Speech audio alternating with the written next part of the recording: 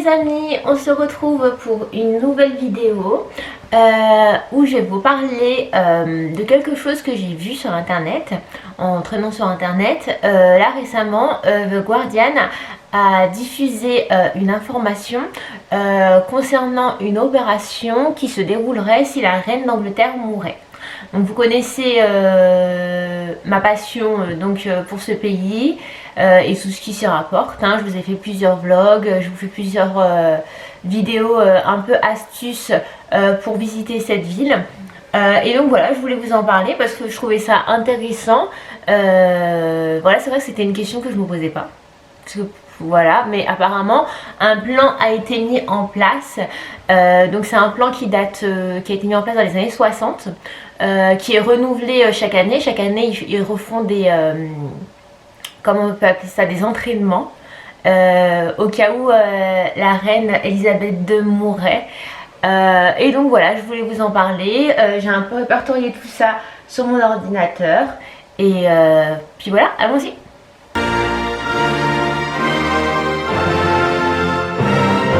Alors tout d'abord on va commencer par un peu d'histoire et c'est ce qui va aussi expliquer ma passion un peu pour cette dame. C'est qu'à la base elle n'était pas du tout destinée à devenir reine d'Angleterre. Elle est sur le trône depuis 68 ans et normalement ça n'aurait jamais dû être le cas. Tout d'abord parce que elle n'était pas légitime au trône. Sa légitimité est venue après que son oncle, donc son oncle Édouard VIII, c'était lui qui était légitime au trône. Il était sur le trône mais il a décidé d'abdiquer parce qu'il a demandé en mariage une actrice américaine qui s'appelle donc Wallis Simpson. Et donc cette actrice qui a déjà divorcé une première fois était au moment où Édouard VIII l'a demandé en mariage, était aussi sur le point de divorcer donc de son deuxième mari, donc ce qui était inconcevable à l'époque. On ne pouvait pas épouser une femme divorcée. En plus, Édouard VIII en tant que roi désigné par Dieu, il ne pouvait pas épouser une femme divorcée, sachant que lui, il devait se marier donc à l'église. Et à l'église, il est interdit, dans la religion catholique, quand on est divorcé, on ne peut pas se marier à l'église. Donc voilà. Donc ça, c'était une des premières raisons du fait qu'il a abdiqué. Après, il y a aussi des rumeurs disant que le gouvernement anglais l'a poussé aussi à l'abdication parce que Édouard VIII ainsi que Wallis Simpson étaient proches du courant nazi, ce qui était considéré comme une honte, et donc il ne pouvait pas avoir un roi qui ait des idées nazies. Donc voilà, donc il a abdiqué en 1936 et en abdiquant, le père d'Élisabeth, donc le frère de Édouard VIII, le père d'Élisabeth qui est George VI, est devenu donc roi par la suite, et donc ce qui a fait d'Élisabeth une héritière au trône.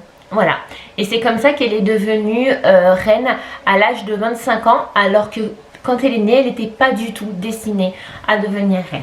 Voilà. Petit supplément, il faut savoir que le règne de Elisabeth II est le règne le plus long de l'histoire de la monarchie britannique. 68 ans, personne a été a été à la tête du pays aussi longtemps. Voilà, sachant qu'elle est encore là et qu'en avril, je crois qu'elle fait ses 91 ans. Donc voilà.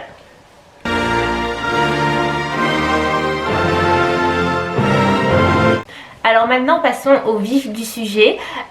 Donc en quoi consiste cette opération? Donc cette opération porte un nom. Elle s'appelle donc l'opération London Bridge.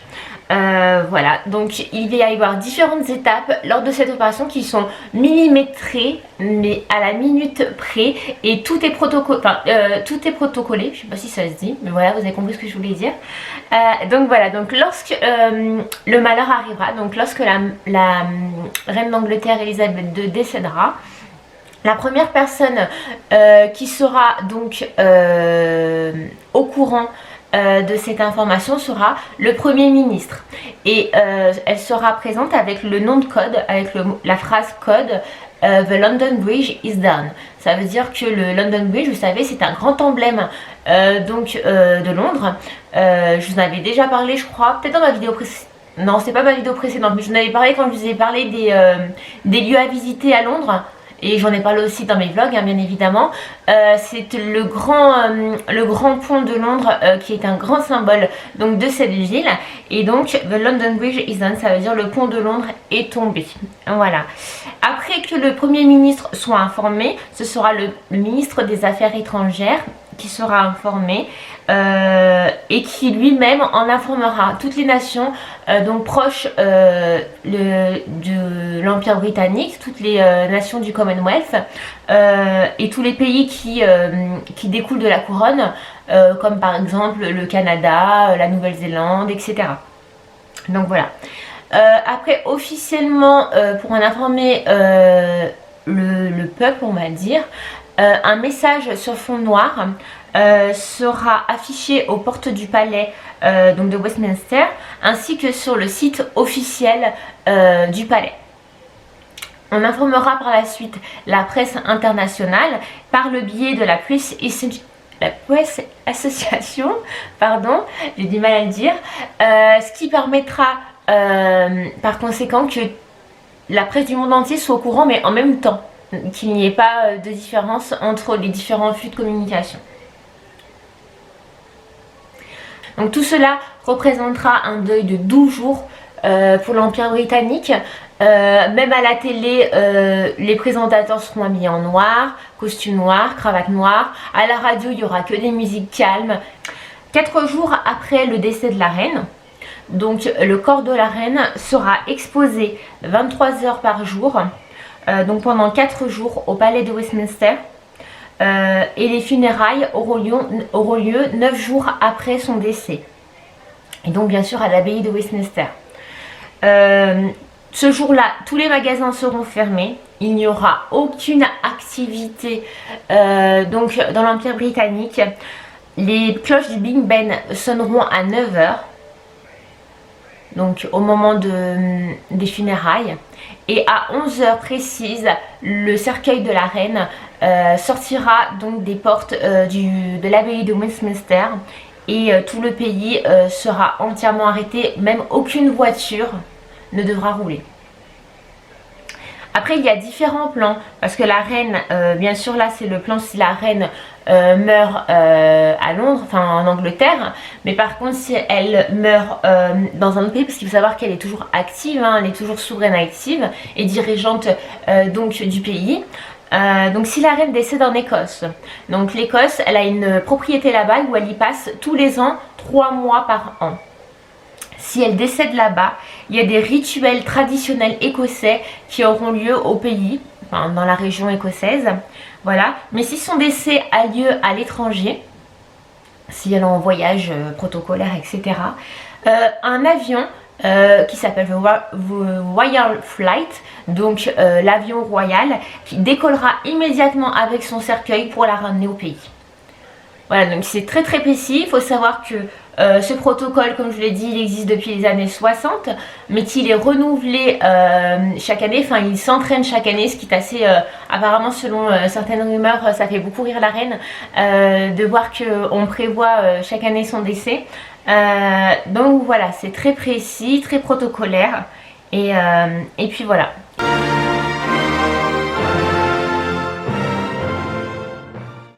Donc, après tout cela, bien évidemment, se pose le problème de la succession. Parce que bien évidemment, il faut un souverain à la tête du pays, quoi qu'il en soit. Même si on est en période de deuil, il faut qu'il y ait un souverain à la tête du pays. C'est comme ça que les monarchies fonctionnent.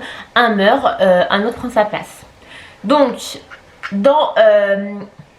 si vous vous souvenez bien, il y avait un certain moment, on parlait beaucoup de savoir qui remplacerait la reine à son décès, tout simplement à cause des frasques de certains, hein. Vous vous rappelez le prince Charles, son fils donc légitime au trône, qui a divorcé de la princesse Diana et après qui s'est marié avec Camilla Parker Bowles, avec qui il avait une liaison depuis des années et des années.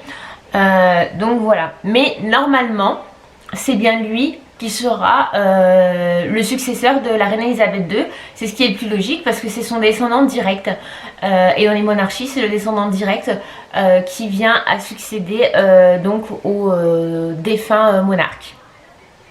Donc lui, il prendra sa succession immédiatement après la mort de la reine Elisabeth II. On ne fera pas forcément, de toute façon je pense qu'ils ne le feront pas, c'est ce qui est logique, la cérémonie de sacre ne sera pas faite tout de suite après parce qu'après il y a toute la période de deuil et peut-être pas tout de suite parce qu'après il y a certaines choses à prévoir avant, mais il sera roi d'Angleterre tout de suite après la mort de la reine Elisabeth II. Le statut de sa femme Camilla Parker Bowles, il n'est pas encore décidé, ou du moins j'ai pas encore l'information, mais voilà, on ne sait pas si elle sera considérée comme reine d'Angleterre. Voilà, la famille n'a pas encore décidé de son statut, sachant qu'elle vient d'une deuxième noce, c'est la deuxième femme donc du prince Charles, et qui n'est pas non plus, et qui n'est pas la mère donc des descendants du prince Charles.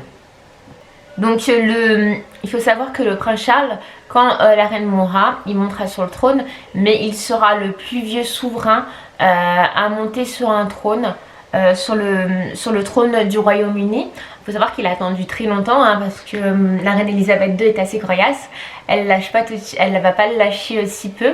Sachant qu'elle ne peut pas abdiquer avant... Ah oui, j'ai oublié de vous expliquer ça. Parce qu'il y avait certaines personnes, j'ai entendu dire que si elle veut, elle peut lâcher son trône et le donner à Charles. Non, la reine ne peut pas abdiquer avant sa mort, à part pour des raisons comme son oncle, voilà. Mais juste pour laisser son trône au prince, non. Jusqu'à sa mort, même sur le lit de sa mort, elle sera toujours reine donc d'Angleterre, voilà. Et le prince Charles, au moment de son sacre, pourra choisir, s'il le souhaite, un nom de règne. Voilà. Alors, après, je vais vous parler aussi des deuxièmes, au cas où le prince Charles, ce qui est peu probable, au cas où le prince Charles ne soit pas le successeur donc, de la reine Elisabeth II. En deuxième position, il y a son fils, donc William. Qui pourrait accéder au trône, voilà. Le prince William est suivi par son propre fils. Parce qu'après, vous savez, hein, c'est de descendance en descendance. Donc c'est le prince Charles en premier. En deuxième lieu, c'est le prince William. En troisième, ce sera le fils de William, donc George, qui est lui-même suivi de sa sœur Charlotte et de son frère Louis. Le prince Harry arrive tout à la fin. Voilà. Donc voici un peu les informations que j'ai pu glaner donc sur internet suite à la révélation du magazine The Guardian. J'espère que ça vous plaira. C'est un peu une vidéo un peu particulière parce que d'habitude je fais plutôt des vidéos sur les voyages juste comme ça, mais ça m'intéressait assez de vous montrer aussi l'histoire parce que quand on voyage il faut aussi s'intéresser à la culture du pays, à son histoire et aux possibilités que cela peut engendrer dans le futur. Donc voilà, j'ai trouvé cette histoire assez intéressante. Si vous voulez d'autres vidéos comme celle-ci où je vous explique un peu des petits potins historiques, des choses comme ça, j'en ai plein hein, donc je peux, même sur d'autres pays, hein, j'en connais, enfin j'en connais et je peux me renseigner aussi. Je le ferai avec plaisir, n'hésitez pas à le mettre en commentaire, n'hésitez pas à me dire si cette vidéo vous a plu aussi, et si elle vous a pas plu, dites-moi aussi pourquoi, ça m'intéresse. Sachez que je vais faire un article là-dessus sur mon blog. Je vous mettrai donc le lien en description comme d'habitude. Et voilà, je vous fais des gros bisous et à la prochaine vidéo. Bye!